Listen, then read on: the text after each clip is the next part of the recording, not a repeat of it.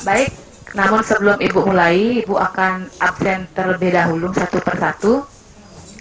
Dimulai dari Riani hadir, Hadir, Bu. Arista Dewi, Hadir, Bu. Fitri hadir. Baik, berarti semua hadir ya.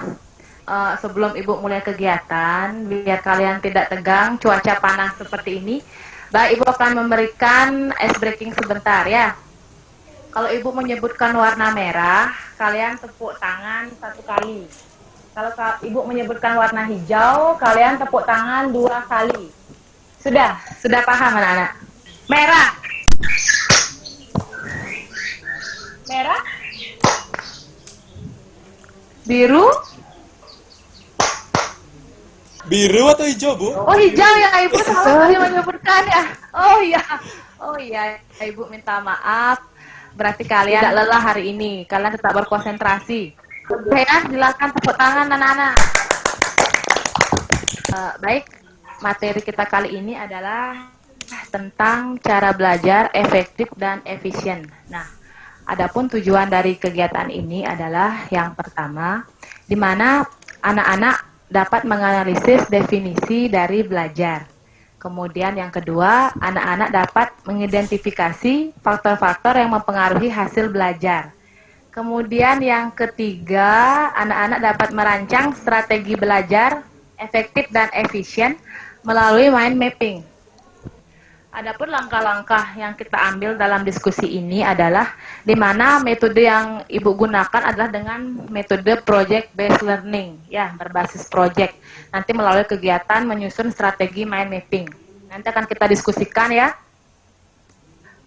Baik, kegiatan kita hari ini kurang lebih selama 30 menit dan mari kita sepakati.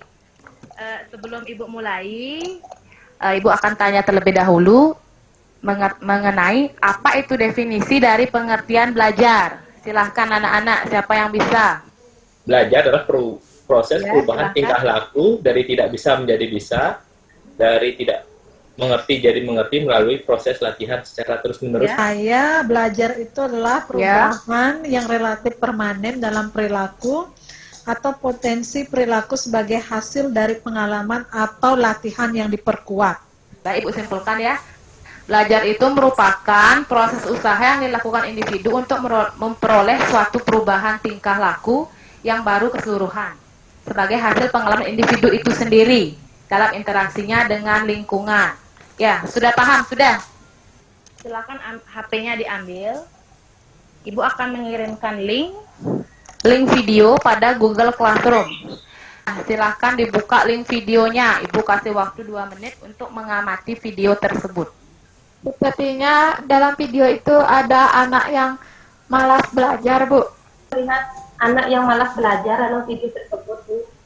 Baik, Ibu akan ceritakan isi video tersebut adalah seorang siswa yang sangat antusias di dalam belajar dan sangat efisien dalam mengatur waktu. Nah, yang meminimalkan usaha tapi mendapatkan hasil yang maksimal. Itu sebenarnya isi tayangan dari video tersebut ya. Ya. Tadi sudah Ibu menayangkan video via Google Classroom ya. Sekarang Ibu akan tayangkan PowerPoint. Nanti untuk tampilan PowerPoint-nya Ibu juga kirimkan link ya. Ini ya? Ya, itu dah benar. Iya. Yang aplikasi PowerPoint-nya itu ya. Baik, dari tayangan PowerPoint tadi, silahkan kalian amati.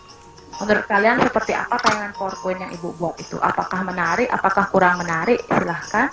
Menurut saya, tayangan dari materi yang Ibu sampaikan tadi sudah menarik, Ibu, bersifat kekinian, sehingga memunculkan minat saya untuk belajar. Dari kedua tayangan video yang Ibu kirim dan PowerPoint yang Ibu sampaikan, kita akan membahas tentang cara belajar efektif dan efisien. Nah, sekarang diskusikanlah dengan teman kalian, mungkin dengan teman sebangku. Silahkan, nyamannya kalian saja ya berdiskusi ya. Baik, yang pertama, uraikanlah yang dimaksud belajar efektif dan efisien. Yang kedua, jabarkanlah faktor-faktor yang mempengaruhi hasil belajar. Kemudian yang ketiga, buatlah mind mapping belajar efektif dan efisien. Untuk tugas mind mappingnya, kalian nanti bisa kirim linknya pada Google Classroom ya, berupa PDF. Siapa yang ingin menyampaikan pertama? Uraikan yang dimaksud dengan belajar efektif dan efisien. Silahkan. Jadi belajar efektif dan efisien itu di mana cara belajar kita itu memanfaatkan waktu-waktu yang memang momennya bagus, di mana membuat suasana belajar senyaman mungkin. Kalau menurut saya faktor-faktor yang mempengaruhi belajar efektif itu ya dari pengalaman saya pribadi, dari kehidupan saya itu mungkin gaya belajar, Ibu. Kalau saya itu belajarnya lebih efektif dan lebih cepat mengerti kalau misalnya mendengar, Ibu, mendengar secara langsung. Faktor-faktor kalau di rumah saya bisa, Bu, jadi nggak ada gangguan biasanya kalau belajar, bisa tenang gitu loh. Terus bisa saya konsentrasi. Ya, faktor-faktor yang mempengaruhi belajar itu yang pertama keadaan lingkungan. Kalau sudah mendukung, saya sangat senang bisa belajar ya. Kalau sudah ribut, saya susah untuk konsentrasi. Faktor yang mempengaruhi belajar yang pertama dari faktor internal diri, Bu. Misalnya dari faktor kesehatan, psikologis, dan misalnya itu berpengaruh. Dan faktor eksternalnya ya dari lingkungan di sekolah. Di mana faktor-faktor yang berpengaruh terhadap hasil belajar di sini adalah yang pertama faktor internal, yaitu faktor yang berasal dari dalam diri siswa. Yang termasuk ke dalam faktor ini adalah faktor jasmani ya, yaitu faktor kesehatan. Sehat berarti dalam keadaan baik ya. Kemudian tidak cacat tubuh, yaitu sesuatu yang menyebabkan kurang baik atau kurang sempurna mengenai tubuh atau badan.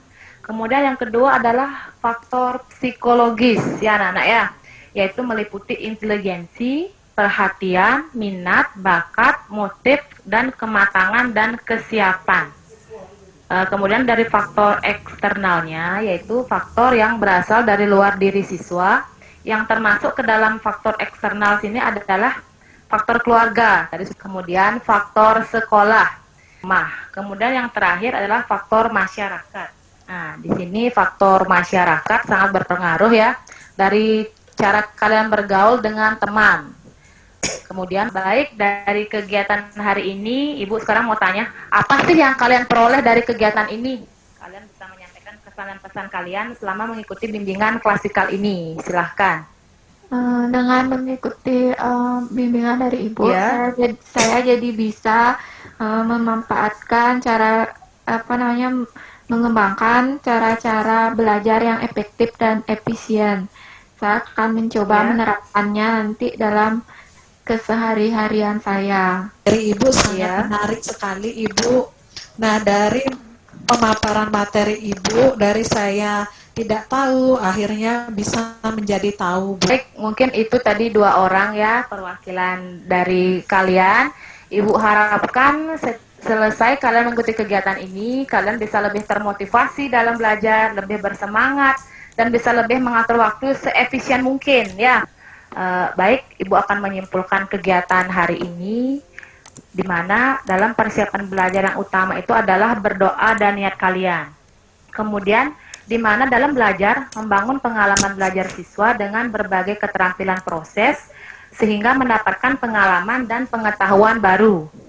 Seperti ilmu padi ya anak-anak ya.